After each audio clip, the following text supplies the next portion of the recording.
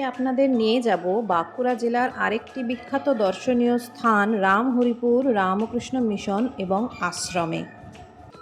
এটি বাঁকুড়া টাউন থেকে প্রায় 37 কিলোমিটার দূরত্বে অবস্থিত এবং এটি কিন্তু মুকুটমণিপুরের অপোজিট ডাইরেকশন।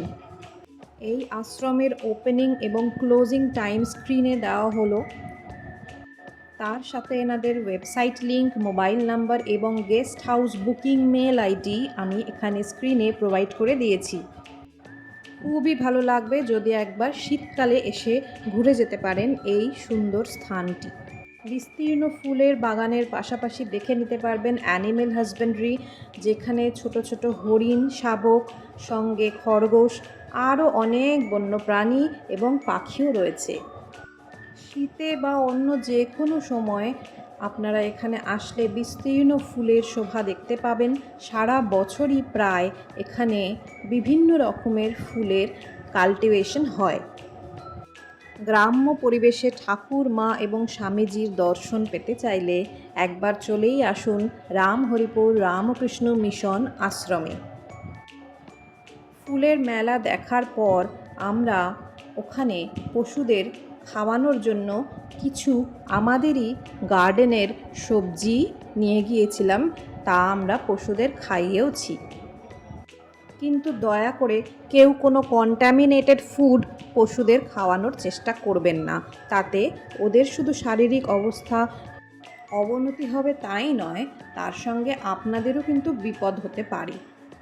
প্রকৃতি এবং ভগবানকে ভালোবাসলে একবার ঘুরেই দেখতে পারেন এই রামহরিপুর রামকৃষ্ণ মিশন আশ্রম, যা বাঁকুড়া জেলায় অবস্থিত। এই দিকে রয়েছে ওনাদের অতিথিশালা, গোশালা এবং বাগান। চলুন দেখে নিই সব মিলিয়ে আমাদের অভিজ্ঞতা ঠাকুরের কৃপায় কেমন ছিল। এই সিংওলা আসছে, একটা সিংওলা তুই একটা কলা খেয়েছিস। যাও গিয়ে দাও মুনাই, ওই যে আরেকটা আসছে, আরেকটা এই দেখো আরেকটা এসেছে, ওই যে মুনাইকে দেখছে, এই দেখো আরেকটা এসেছে। না না ভয় পাওয়ার কিছু নেই, এই দেখো খরগোশ, এই দেখো আরেকটা এসেছে। দিয়ে দাও খেয়ে নেবে।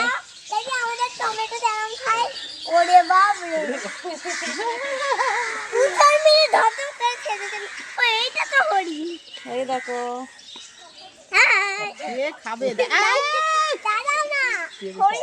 এই দেখো আরেকটা এসেছে, বড় শিং। সবাই এখানে খেতে এসছে।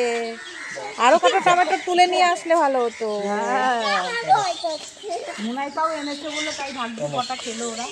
আমি বললাম মোটা শসাটা নিয়ে নে, ভেঙে ভেঙে দিয়ে দিতিস। এই দেখো একটা ছোট, ওই একটা এসেছে দেখো। সবাইকে আমরা টমেটো খাওয়াচ্ছি, ওই জন্য সবাই চলে এসছে এখানে।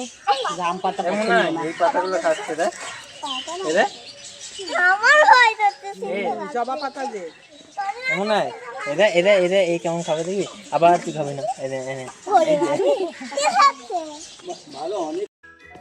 সাথে যদি বাচ্চা থাকে তবে তাদের উপভোগ করার জন্য এই এক অভাবনীয় সুন্দর স্থান। সকলে ভালো থাকবেন, সুস্থ থাকবেন। ভিডিওটি ভালো লাগলে লাইক, শেয়ার, সাবস্ক্রাইব করবেন, ফেসবুকে ফলো করবেন, আমার সাথে থাকবেন। সকলকে অনেক ধন্যবাদ।